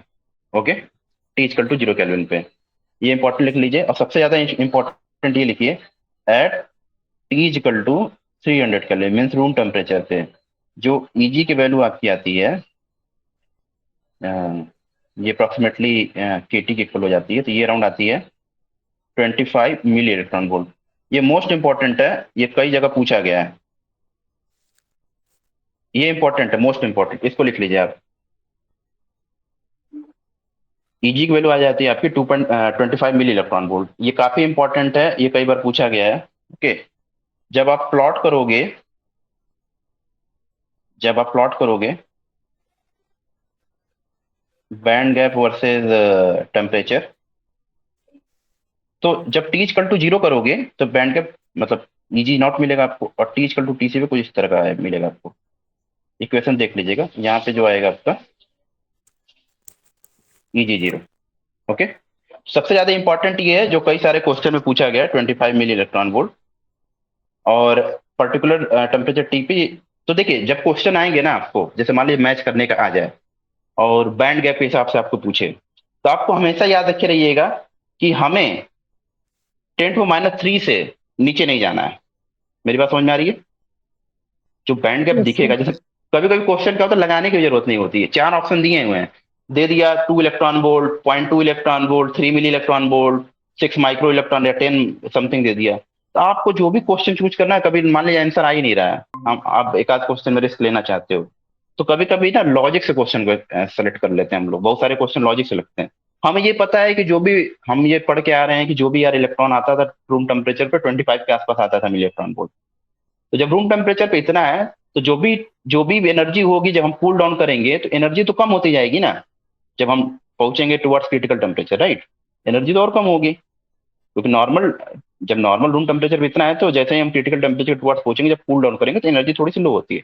तो हम ज्यादा एनर्जी तो मार नहीं सकते कि हम 25 इलेक्ट्रॉन वोल्ट लिख दिए। तो कुछ क्वेश्चन जो होते हैं ना लॉजिक से लगाए जाते हैं हमेशा, उसमें ज्यादा सोचने की जरूरत नहीं होती है कि अरे ये कैसे करेंगे वो कैसे करेंगे, तो ये सारी चीजें लॉजिक होती है। तो लॉजिक को हमेशा आप याद रखे रहिए। ओके, क्लियर है? Yes sir. सर ऊपर थोड़ा कर दीजिए। हाँ लीजिए, बताइएगा। सर इजी जो बोले फॉर्मूला बताया ना कि नेटवर्क स्तर 3.5 kbtc, ये sir. Yes yes yes, particular temperature पे अगर टीसी, हाँ मान लीजिए यहीं पे आपको बोल दे कि टीसी इक्वल टू समथिंग पे ईजी निकाल दीजिए। जैसे मान लीजिए यही क्वेश्चन पूछ दें, चलिए क्वेश्चन लिखिए, फाइंड ईजी एट टीसी, कितना केल्विन लिख दें बताइए आप लोगों के मन से, कितने केल्विन भी निकाला जाए? 10 केल्विन, यस सर। फाइन। तो आप क्या, अभी क्या मैंने ऊपर बताया, ईजी की वैल्यू क्या होती है 3.5 केबी इंटू टीसी, यस और नो? Yes sir. यही तो होती है केबी। ये वैल्यू पुट करिए, ऊपर लिखा है ये वैल्यू पुट करिए, आंसर निकाल लीजिए यहाँ से। ये भी क्वेश्चन आ सकता है। तो मेनली ये पूछा जाता है रूम टेम्परेचर पे किस ऑर्डर का होता है, जनरली ये पूछा जाता है। ओके,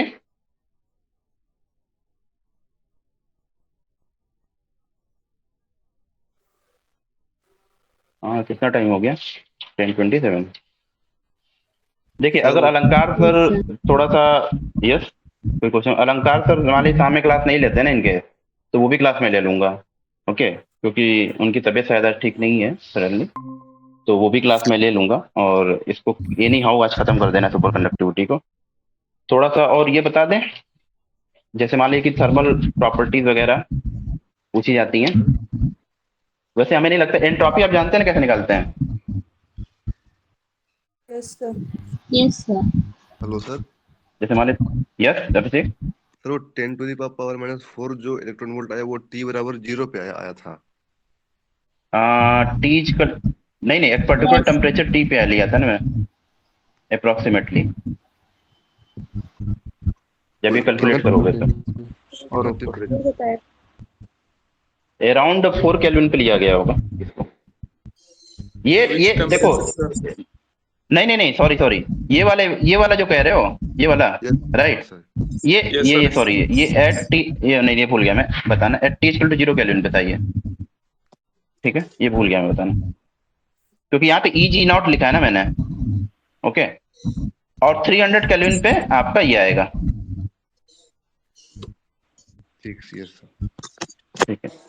तो थोड़ा सा ये देख लेते हैं, क्योंकि शाम में मान लो अलंकार सर नहीं रहेंगे, मतलब नहीं लेते हैं, तो हम मैक्सिमम ट्राई करेंगे आज इसको खत्म कर दिया जाए, एनी हाउ। तो थर्मल प्रॉपर्टीज में देखिए, एंट्रोपी हम लोग जनरली क्या जानते हैं, एफ कैसे देते हैं, थर्मल प्रॉपर्टी में पहला लिखिए एंट्रोपी, इसमें एक फार्मूला बस बताना है इसलिए मैं बता दे रहा हूँ। एफ क्या होता है आपका, के बी एल एन ओमेगा, ये तो होता है। Yes sir. ओमेगा क्या है मेरा, नंबर ऑफ एसेसिबल माइक्रोस्टेट, ये तो होता है, बोलिए हाँ या ना।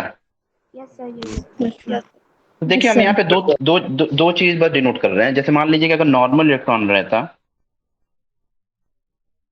ऐसे लिख लीजिए इसको, एंट्रोपी ऑफ नॉर्मल इलेक्ट्रॉन, और एफ सी लिख देते हैं, entropy of super conducting electron, ठीक है, क्लियर है। तो होता क्या है, जब भी हम प्लॉट करते हैं, ग्राफिक में दिखा देता हूं, तो होता क्या है, ये लिख लीजिए, नीचे कर दीजिए। जो सुपर कंडक्टिंग इलेक्ट्रॉन होता है उसकी जो एंट्रोपी होती है, S S C electron is decreasing due to formation of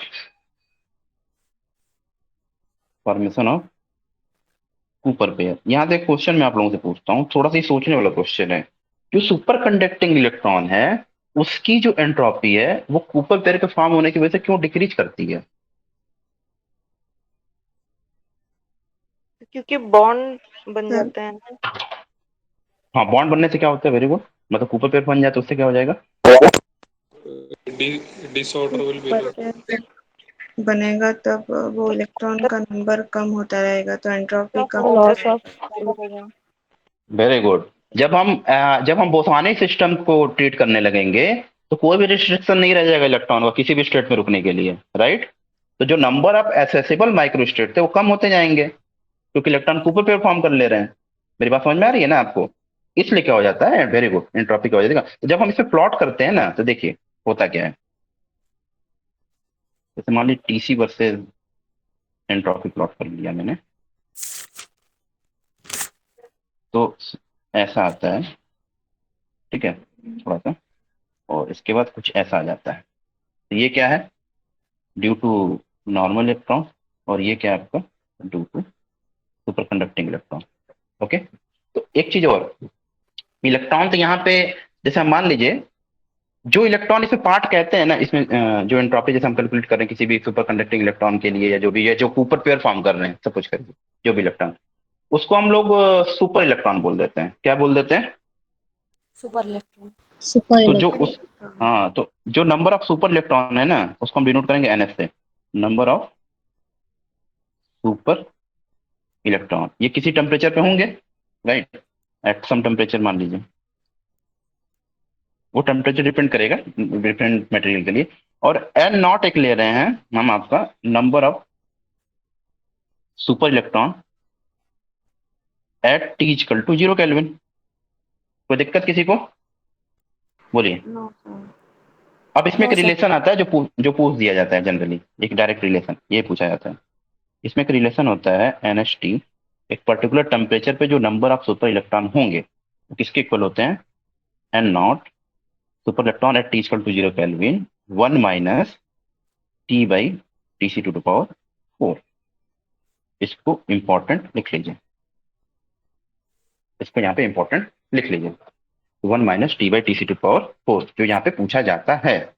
अब देखिए क्या होगा, अगर मान लीजिए हम इसी से एक क्वेश्चन आपसे पूछ दें, चलिए कैलकुलेट करिए। अगर हम NH को N0 लिख दें तो ये किस टेम्परेचर पे आएगा? T बराबर At 0 पे। equal to Tc. T equal to 0 kelvin पे आ जाएगा, राइट? Yes sir. अब हम पूछे आपको at T equal to TC कर देंगे तो NH की वैल्यू कितनी हो जाएगी? नॉट 0. 0 नॉट एन नॉट हो जाएगी 0। सर। जीरो हो जाएगी कैसे सर। N, कैसे N0 होगी? 0 होगी ना? यस सर, हाँ जीरो हाँ हाँ, होगा। जीरो होगी सर, जीरो। हाँ, तो ये यस 0 हो सर। जाएगी। तो ये चीज है, ये देखिए क्वेश्चन क्या होता है ना, कभी भी जैसे मान लीजिए पूछ दिया T इक्वल टू 0 केल्विन बताओ, आप ये याद करके आप कंफ्यूज हो गए। जैसे अभी किसी ने बोला कि N0 हो जाएगी, तो वो ऑप्शन हमेशा आपको N0 दिया रहेगा वहां पे, जरूर कंफ्यूज करने के लिए। तो बच्चे जब आप ध्यान से नहीं पढ़ते हैं ना, जैसे हम लोग भी गलतियां बहुत की हैं, आप लोग भी करोगे, तो ये सारी चीजें हम लोग को वहां पे मिस्टेक हो जाती है। आता सबको है लेकिन मिस्टेक सबसे हो जाती है, ठीक है? जैसे हम एन स्पेसिफिक हीट नॉट अभी नहीं तो हुआ सर। क्यों N0 कैसे हो जाएगा? T इक्वल टू TC अगर आप रख दोगे तो ये 1 - 1 हो जाएगा, तो 0 हो जाएगा। तो N0 equal into 0 equal to 0, इस इक्वेशन से देखिए ना। ओके, देख होगा। यस सर, जीरो हो रहा है। दूसरा चलिए, आज आज के 10:34 हो गया ना, एक और चीज बता देते हैं आपको, स्पेसिफिक हीट। ओके, कैसे निकालते हैं इसमें? बस हम चाहते हैं बस एक लाइन लिख देते हैं, स्लोप क्या आता है, जो जनरली बस स्लोप पूछता है, स्लोप की वैल्यू क्या होती है। लेकिन मैं थोड़ा सा आप लोगों को बता देता हूँ। तो देखिए, जब मेटल के केस हम लेते हैं तो T equal greater than TC लेते हैं, किसके केस में? मेटल केस में। और T लेस देन TC किसके केस में लेते हैं? सुपर कंडक्टर सुपर केस में, कंडक्टर। राइट? अगर आपको याद होगा तो जो भी मेरी स्पेसिफिक हीट होती है उसको हम किस फॉर्म में लिखते हैं? AT plus BT Q. Yes sir. Yes sir. पहला किस, यस या सर। इसको इस तरह भी लिख सकते हैं, C इलेक्ट्रॉन प्लस C फोरॉन, ये भी तो लिखा जाता है। यस एक सर। इलेक्ट्रॉनिक हीट कैपेसिटी होती है और एक लैटिस की वजह से हीट कैपेसिटी होती है। सी हम इलेक्ट्रॉन प्लस। AT जो होता है ना, इलेक्ट्रॉनिक कंट्रीब्यूशन होता है ना, अभी मैंने पढ़ाया नहीं है, मैं पढ़ाऊंगा, तो अभी फिलहाल के लिए जानते रहिए। ये जो AT होता है ना, इलेक्ट्रॉनिक कंट्रीब्यूशन होता है। जो BT क्यूब होता है ना, ड्यू टू फोनॉन होता है, जो लेटेस्ट वाइब्रेशन होता है। Phonon is nothing but lattice vibration. तो हम यहाँ पे क्या कह रहे हैं, सुपर कंडक्टिंग के केस में C को तो हम लिख देते हैं CES। क्यों ES लिख रहे हैं? Because of super electron, What is super C, electron ले sir? रहे हैं, CES, CE for What is electronic C? Contribution, Okay, okay. Specific heat, C is specific heat. Okay, okay. और सोफिनॉन को ऐसे ही रहने देते हैं। कॉन्फ़िगरेशन मतलब सॉरी, ऐसे क्या? CES सर, इलेक्ट्रॉनिक कॉन्फ़िगरेशन, इसका मतलब क्या हुआ sir? Electronic configuration due to super electron, ये मीन सुपर इलेक्ट्रॉन की वजह से कितनी स्पेसिफिक हीट में चेंजिंग आ रही है। ओके, केवल इलेक्ट्रॉन है यहाँ पे। और फोनॉन क्या होंगे? जब लैटिस वाइब्रेट करेगा उसकी वजह से कितना चेंज आ रहा है। क्लियर है? और दो नीचे टोटल क्या क्रिस्टल में क्या लिखेंगे? होता है? दोनों होते हैं, दोनों बिकॉज ऑफ सुपर इलेक्ट्रॉन लिखे नीचे। क्रिस्टल में क्या होता है? दोनों की वजह से आएगा, इलेक्ट्रॉनिक के लिए वजह से भी, और सर्वाटार सर्वाटार सुपर इलेक्ट्रॉन। तो Jyotirmoy, if you see, I just tell you here, super electron is nothing, जो इलेक्ट्रॉन कूपर पेयर में फॉर्म कर रहे हैं ना, पर्टिकुलर सिस्टम, अभी मैंने बताया था। चलो इसी में सबसे पूछते हैं, सुपर इलेक्ट्रॉन क्या होते हैं? किसी ने क्वेश्चन पूछा अभी, बताइए कोई, अभी जस्ट बताया हूं मैं। तो सुपर कंडक्टिविटी में जो पार्टिसिपेट हाँ करते हैं। हाँ, मतलब सुपर कंडक्टर में जो पार्टिसिपेट करते हैं वो तो ठीक है, और क्या बनाते हैं वो? कूपर पे। Sir Cooper sir pair. Fermi energy के सुपर ऊपर पेयर। जितना भी इलेक्ट्रॉन होता है वो कॉपर पेयर फॉर्म करता है, वही इलेक्ट्रॉन सुपर इलेक्ट्रॉन। हाँ, ये मैं सुनना चाह रहा था। ठीक है, जो मैंने वो भी एक बनाया था ना यहाँ पे, एक मिनट, ये वाला यहीं पे है। तो जो भी इलेक्ट्रॉन फॉर्म कर रहे हैं, कंट्रीब्यूशन दे रहे हैं, वो सर कूपर पेयर फॉर्म करते हैं। यस यस, ये हो गया आप लोगों का। तो अब चलिए इसका लास्ट वाला बता दें थोड़ा सा। तो देखिए, जब हम प्लॉट करते हैं, अब इसमें डिटेल में नहीं जा रहा हूँ, मैं वो बता देता हूँ। ये क्या है? Due to specific of due to super electron. और होता क्या है यहाँ पे, पहले ऐसे जाता है, फिर यहाँ से डिसकंटिन्यूटी आ जाती है। किस टेम्परेचर पे? टीसी पे। ये जनरली आपका टीसी है। ये आपका सुपर कंडक्टिंग स्टेट है, ये आपका नॉर्मल स्टेट है।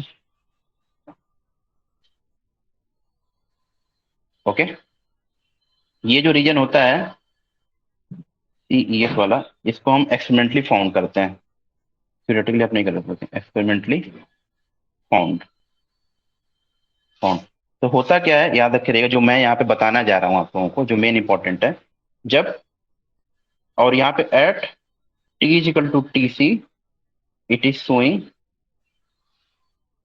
कोई बता सकता है T is equal to TC पे ऐसा क्या हो रहा है कि डिसकंटिन्यूटी शो कर रहा है? सोचो, रिलेट कर सकते हो, हल्का सोचोगे तो। At T equal to TC, transition. हाँ very good. At T equal to TC के बाद क्या हो रहा है, सडनली फेज ट्रांजिशन हो जा रहा है। ओके, तो T इक्वल टू TC पे इट इज शोइंग डिसकंटिन्यूटी, लेकिन जब T is less than TC है, तो याद रखिए, ये मैं बताना था, यही मेन जो है, CES जो होता है इज प्रोपोर्शनल टू होता है आपका exponential minus EG upon 2kBT।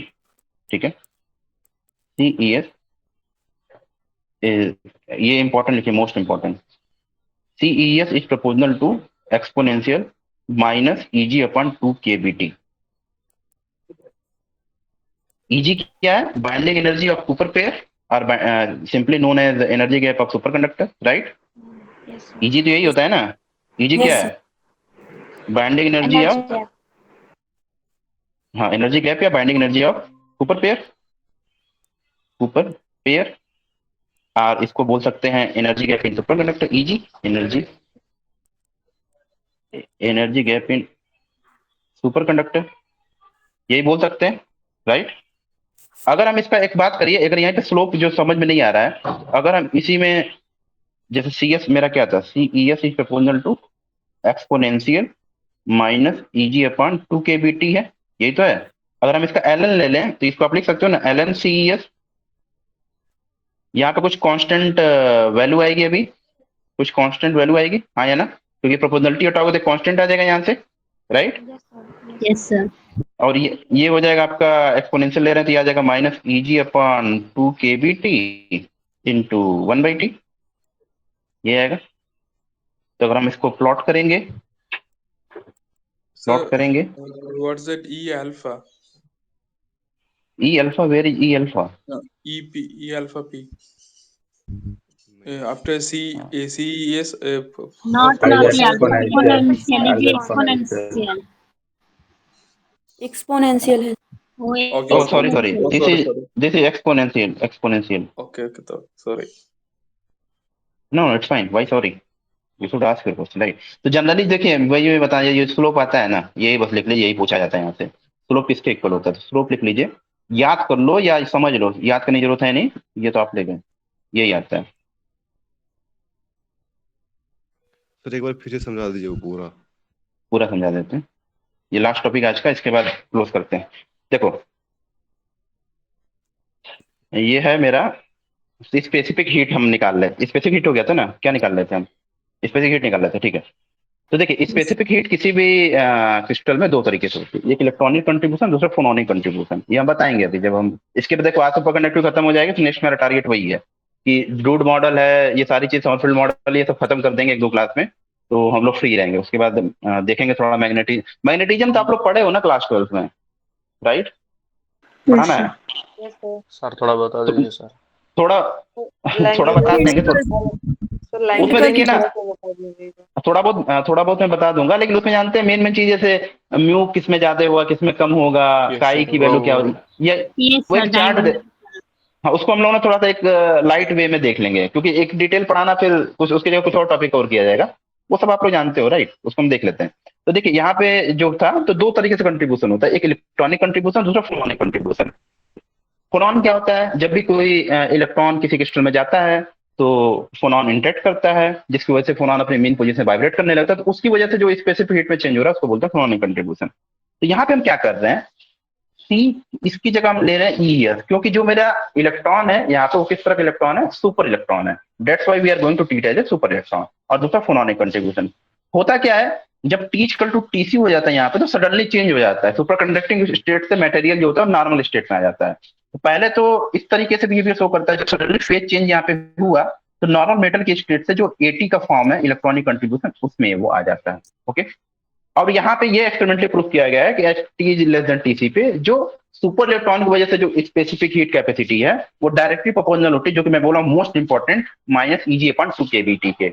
Okay, और ये Eg क्या है, मैं 10 बार बता रहा हूँ कि ये जो Eg है ये energy band gap in super conductor है, और binding energy of super pair electron, जो भी इलेक्ट्रॉन है आपके पास। इसके बाद मैंने इसका कुछ किया नहीं है, मैंने यहाँ से ये इक्वेशन को यहाँ से उठा दिया है, इसके बाद इसका ln ले लिया है, ln लेके इसको प्लॉट कर दिया है किसके बीच में, ln CES और 1/T के बीच में। तो यहाँ पे मैंने ये बताया है इसका जो स्लोप आएगा वो माइनस Eg/2 kB आएगा, यही जनरली पूछा जाता है। क्लियर है?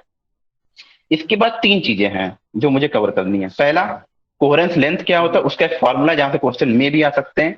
दूसरा, जो आप लोग पूछ रहे थे ना कि सर मीजनर इफेक्ट को लग रहा है कि SC फॉलो नहीं कर रहा है, उसमें मैं बताऊंगा कि क्रिटिकल फील्ड SC1 और SC2 में SC1 कंप्लीटली फॉलो करेगा, SC2 नहीं फॉलो करेगा, वो कवर करना है। तीसरा, थोड़ा बहुत प्लस क्वांटाइजेशन में एक आता है H/2E जो पूछा जाता है, वो मैं कवर करूंगा। और लास्ट बस BCS थ्योरी। तो नेक्स्ट क्लास जो होगी इसमें ये सुपर कंडक्टिविटी हो जाएगी खत्म। इसके बाद आप लोग बताइए कि आज मैं मोस्ट प्रोबेबली अलंकार सर की अगर तबियत ठीक नहीं रहेगी तो मैं ये खत्म कर दूंगा।